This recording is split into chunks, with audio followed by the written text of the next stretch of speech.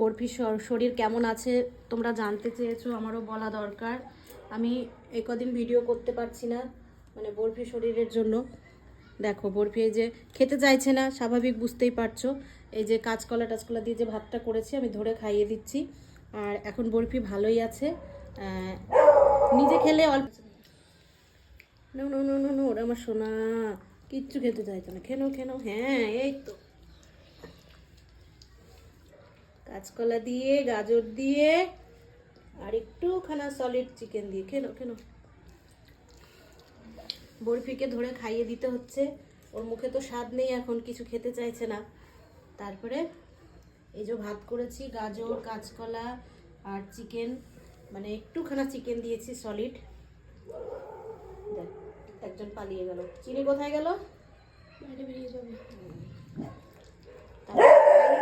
খাইয়ে দিলে একটু খাচ্ছে, এগিয়ে দেখা খাওয়া।